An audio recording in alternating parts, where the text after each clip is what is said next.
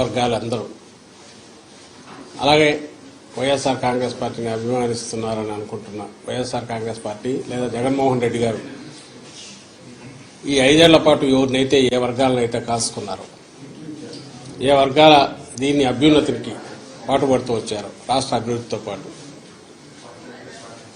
వాళ్ళు ఎంత ఉత్సాహంతో పోలింగ్లో పార్టిసిపేట్ చేశారు. అందులో ముఖ్యంగా మహిళలు పోలింగ్ పర్సెంటేజ్ ఇవన్నీ చూసిన తర్వాత ఎవరి అంచనాలు వాళ్ళు వేసుకోవచ్చు. మాకైతే ఖాయంగా కనపడుతోంది గవర్నమెంట్ వస్తుంది, చాలా బాగా వస్తుంది. మొన్నటికి అంత కూడా జరిగింది, మిగిలిన చోట్ల జరిగిన చోట్ల కూడా పోలింగ్ పర్సెంటేజ్ పెరిగాయి. ఓటింగ్ జరిగే శాతాన్ని బట్టి చూసి యాంటీ ఇన్కంబెన్సీ అనుకుందామంటే మీరు గమనించిన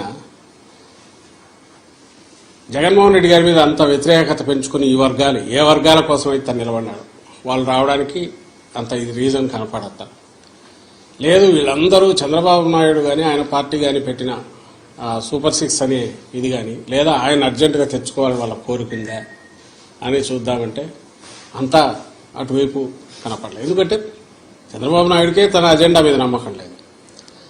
ఆయన సూపర్ 6 గురించి కూడా ప్రచారం చేసుకోవాలి.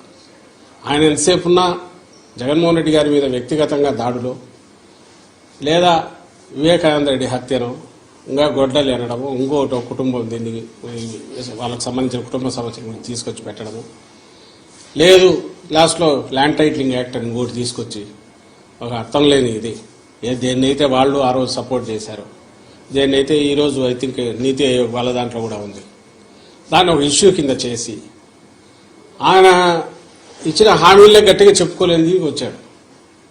ఎందుకంటే ఆయనకే నమ్మకం లేదు. ఇంతకుముందు కూడా చెప్పాం, అది హామీలను అమలు చేస్తాడే నమ్మకం జనానికి లేదని, ప్రజలకు లేదని. అది ఆయనకు అవగాహన ఉంది కాబట్టి అది వదిలేసి కేవలం వైఎస్ఆర్ కాంగ్రెస్ పార్టీని లేదా వైఎస్ఆర్ కాంగ్రెస్ పార్టీ నాయకులను అందరికంటే ముఖ్యంగా జగన్మోహన్ రెడ్డి గారిని వ్యక్తిగతంగా దూషిస్తూ మొత్తం వాళ్ళ క్యాంపెయిన్ అంతా దాంట్లో నడిచింది.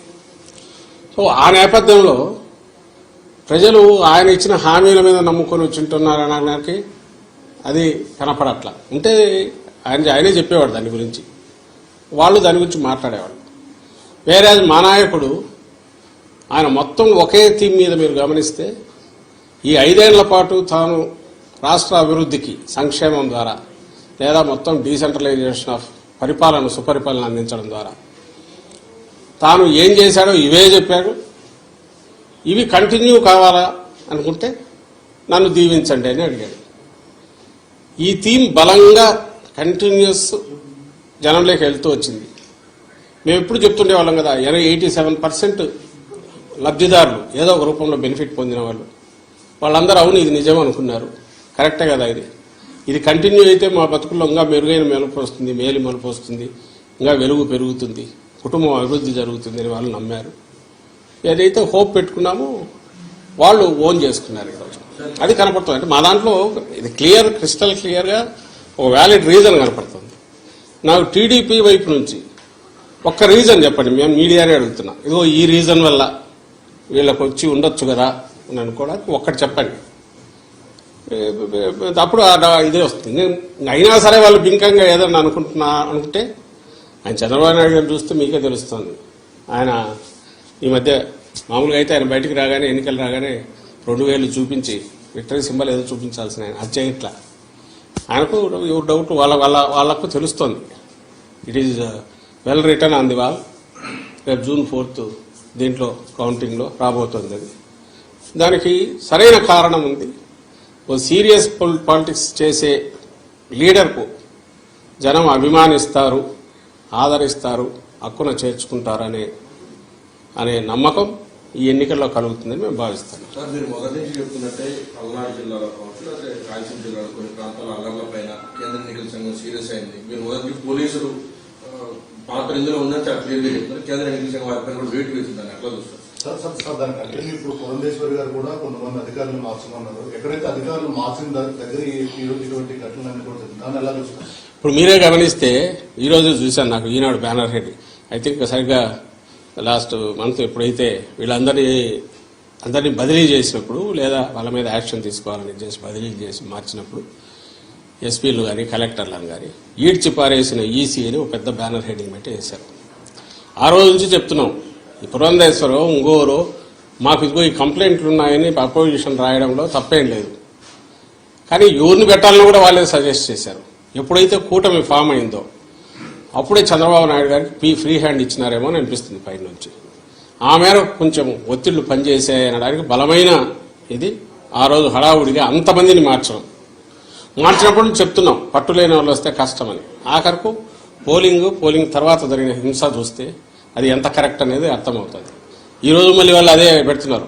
పాయింట్ వచ్చి ఎక్కడైతే అధికారులు ఉన్న అధికారులను వాళ్ళు కదిలించి రకరకాల కారణాలు చూపి చేయించుకున్నారో అక్కడే ఇవి జరగడం అంటే వాళ్ళు పెడితే మరి వీళ్ళు ఏజెంట్ల కింద పనిచేస్తారు కదా అని అనుకుంటే ఈ మాత్రం ఇది కూడా జరిగేది కాదు ప్రికాషన్ తీసుకుంటే.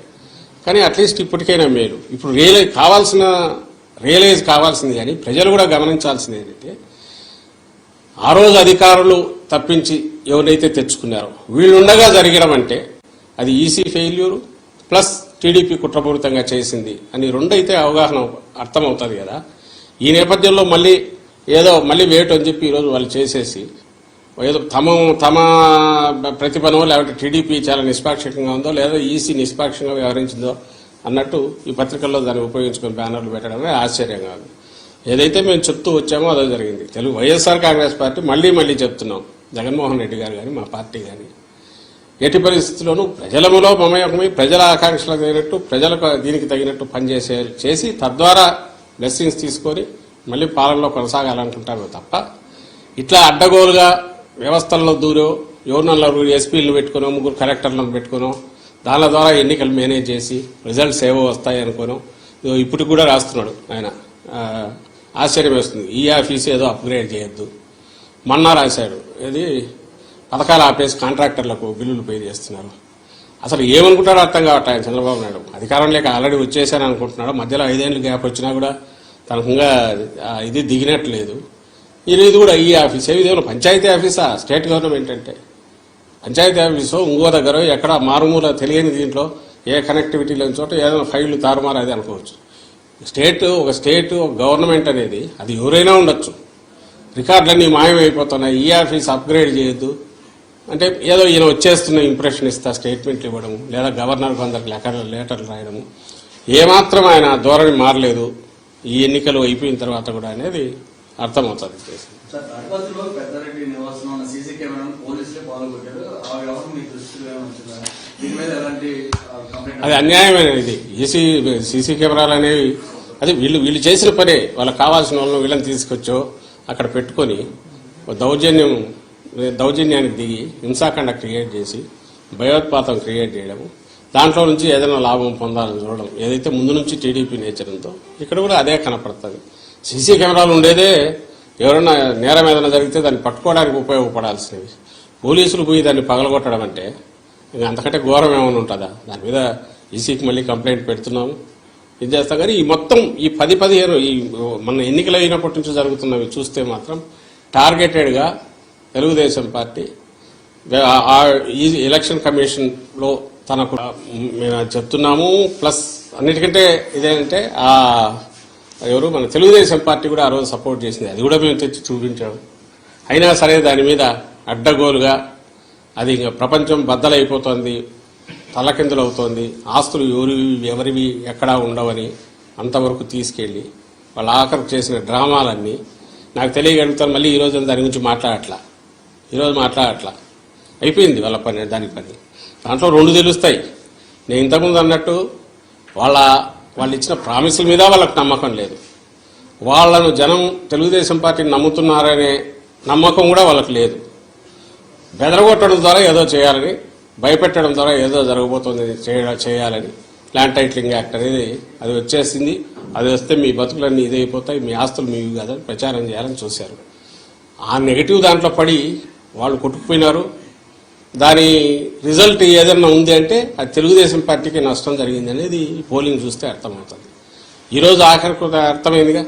అంటే నీతి ఆయోగ్ వాళ్ళే ఆర్టీఐ యాక్ట్ కింద ఎవరో పెడితే క్లారిఫికేషన్ ఇస్తే దాన్ని వాళ్ళు కూడా మేము సపోర్ట్ చేస్తున్నాం మంచి ఇదని వాళ్ళు అన్నారు. ఇది రియాలిటీ వాస్తవం ఏదంటే 5 ఏళ్లు బ్రహ్మాండంగా ప్రజలను రాష్ట్రాన్ని కాసుకోవడము, రాష్ట్ర అభివృద్ధికి కానీ సంక్షేమానికి కానీ కట్టుబడి ఉండడము, ఏది చేసినా ప్లెయిన్గా ఉండడము, దిక్కుమాలిన కుట్రలో కుతంత్రాలో ఇలాంటివి చేయకుండా ఉండడము ఇది జగన్మోహన్ రెడ్డి గారి లక్షణం. చంద్రబాబు నాయుడు ఏమో దానికి పూర్తి రివర్స్. ఆయన ఏది చేసినా దాన్ని ఓ పీక్కు తీసుకెళ్లి గోబెల్స్ తరహాలో ఒక అబద్ధాన్ని పదే పదే చెప్పి అది నిజమని నమ్మించి ఆ ప్రాసెస్లో తను బయటపడాలనుకుంటాడు. బయటపడడం కాదు, మునుగుతాడని ప్రతిసారి రుజువు అవుతున్నా కూడా ఆయన అదే ప్రయత్నం చేస్తాడు. ఇప్పుడు కూడా దానికే పోయాడు. అంతకంటే ఫార్స్ ఏది ఉండదు ల్యాండ్ టైటిలింగ్ యాక్ట్ మీద అతను ఆడిన డ్రామా. ప్రతి ఒక్కరికి తెలుసు ఈ బిల్డింగ్ ఎవరిదో రెంట్కి తీసుకున్నావు, వాళ్ళ ప్రకారం ఈయన భయపడి ఉండాలి. ఆ పక్కన పొలం ఉంది, వాళ్ళు భయపడి ఉండాలి. ఇంకో పక్క ఎవరు భయపడతారు? ఎవరి ఆస్తులకు ప్రమాదం వచ్చింది? ఏమీ రాలే. అయినా సరే ఈయన క్రియేట్ చేసిన ఒక ఫాల్స్ దీన్ని అబద్ధాన్ని పదే చెప్పేసి రాష్ట్రం అంతా అతరాకుతలం అయిపోతున్న ఇంప్రెషన్ తీసుకొచ్చి ఆ దీంట్లో జరిగింది ఏదే అంటే తనే కొట్టుకుపోయినాడు. అది రేపు June 4th తెలుస్తుంది. ఇలాంటి ఫార్సికల్ దీనివల్ల ఇంకో దాని వల్ల ఏం కాదు అని ప్రజలకు ఏదన్నా కావాలంటే సీరియస్ పాలిటిక్స్ చేస్తేనే వాళ్ళ పాలిటిక్స్ చేసిన వాళ్ళకి కానీ ఆ పార్టీకి కానీ జనం బ్లెస్సింగ్స్ ఉంటాయి.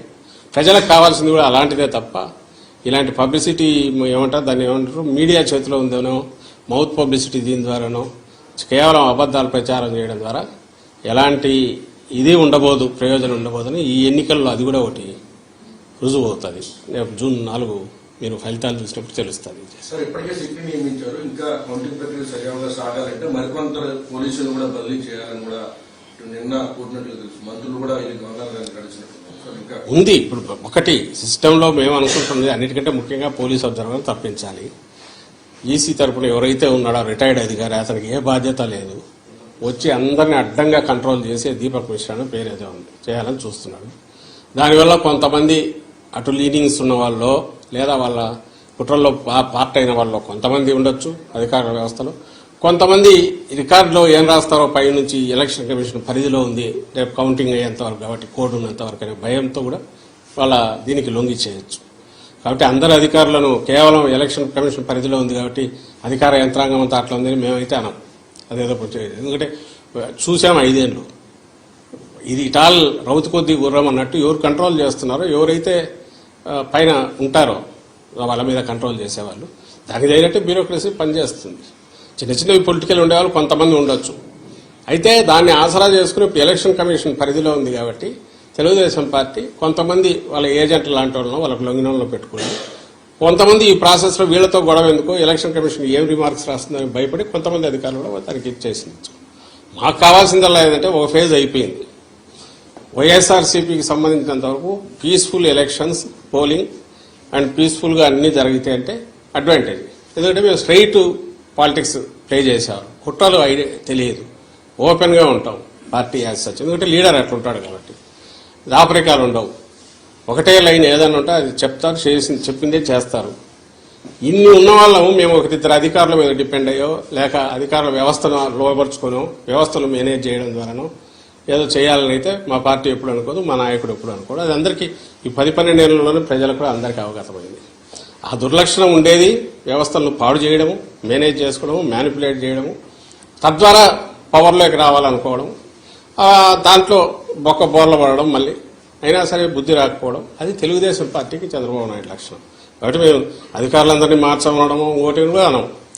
ఎన్నికల కమిషను బాధ్యతాయుతంగా వ్యవహరించింటే, కమిషన్ అంటే I'm not saying commission per se total, దాని తరఫున ఎవరైతే డెప్యూట్ చేశారో వాళ్ళు కొంచెం డిస్క్రిప్షన్ యూజ్ చేసి నిష్పాక్షికంగా కంప్లైంట్ వస్తే లోతుగా చూసి, అలాగే దానికి ఆల్టర్నేటివ్ ఏదైనా చేసేటప్పుడు అది కూడా లోతుగా చూసి, అంపైర్ అనేవాడు బ్యాలెన్స్ ఎట్టున్నారని అట్లా ఉండగలిగి ఉంటే ఈ పరిణామాలు హింస ఇవి జరిగేవి కాదు. ఇప్పటికైనా అలాంటివి జరగాలంటే ఆ పోలీస్ అబ్జర్వర్ను మార్చాలనేది మా విజ్ఞప్తి. ఆల్రెడీ అది కూడా ఎలక్షన్ కమిషన్ పంపించాం, ఈ రోజు కూడా మళ్ళీ పెడుతున్నాం. అది జరిగితే మిగిలినవన్నీ గాడిలోకి అవే పడతాయి. అండ్ కౌంటింగ్లో అట్లా మాది శక్తివంతమైన పార్టీ, గట్టిగా ఉంటారు, అందరూ ఏజెంట్లు ఎక్కడికెక్కడ కూర్చుంటారు. మేమే అధికారాన్ని నమ్ముకొని దాని ద్వారా ఏదో చేయాలనుకునే వాళ్ళం కాదు. పార్టీ వ్యవస్థాగతంగా ఉంది, కింద అభ్యర్థులు స్ట్రాంగ్గా ఉన్నారు కాబట్టి అక్కడ ఏదో జరుగుతుంది ఇదేం మాకు లేదు. దాన్ని ఎదుర్కోలేనంత దీంట్లో వీక్ దీంట్లో కూడా పార్టీ లేదు. ఓన్లీ థింగ్ ఈజ్ దానికి అవకాశం లేకుండా చేయడం అనేది ఎన్నికల కమిషన్ బాధ్యత. అది ఆ బాధ్యత సక్రమంగా నిర్వర్తించాలని అయితే మేము కోరుకుంటాము. సిచ్యువేషన్ కంట్రోల్ లేదు. భవిష్యత్తులో కూడా 2 వారాల పాటు కౌంటింగ్ తర్వాత కూడా సిచ్యువేషన్ కంట్రోల్ చేయడానికి సెషన్ త్వరగా కూడా పంపించాలని కూడా కేంద్ర ఎన్నికల సంఘం చెప్తుంది. అంటే ఇలాంటి సిచ్యువేషన్ కి ఏంటి ప్రధాన కారణం ఏంటి? పోలింగ్ అయిపోయింది, కౌంటింగ్ కూడా అయిపోయింది. ఎప్పుడైతే ప్లేయర్స్ పక్కన అంపైర్ అనేవాడు కొంత అటు ఒక వర్గం వైపు పోతాడో అప్పుడు ఏదైనా జరిగే అవకాశాలు ఉంటాయి. మధ్యలో ప్రజలు మా కోరిక కూడా అదే, ఈవెన్ ప్లే గ్రౌండ్ క్రియేట్ చేయాలా. మేము లేము అధికారంలో, ఇప్పుడు అధికారంలో లేమంటే టెక్నికల్లీ ఉండొచ్చు కానీ బట్ ప్రాక్టికలీ ఏసీ పరిధిలో పనిచేస్తుంది. కాబట్టి మేము ఫర్వెంట్ రిక్వెస్ట్ అండ్ ఖచ్చితమైన డిమాండ్ ఏంటంటే ఎలక్షన్ కమిషన్ ఆబ్జెక్టివ్గా పనిచేసి ఒక సెక్షన్కు మాత్రమే కొమ్ము వస్తున్న ఒక రాజకీయ శక్తి కంటే టీడీపీ ఆ కూటమి కొమ్ము కాస్తున్న ఎన్నికల కమిషన్ వర్గాలు కానీ అధికారులు కానీ ఎవరు అంటే వాళ్ళను పక్కన పెడితే everything will fall in line set right అవుతుంది. మా వరకు మేమైతే ఎన్నికల కమిషన్ చేతిలోకి అధికారం పోయిన తర్వాత దాంట్లో వేలు పెట్టాలని కానీ దాని ఏదో అడ్డదారుల్లో వాడుకోవాలని కానీ ఎప్పుడు అనుకోవట్లేదు.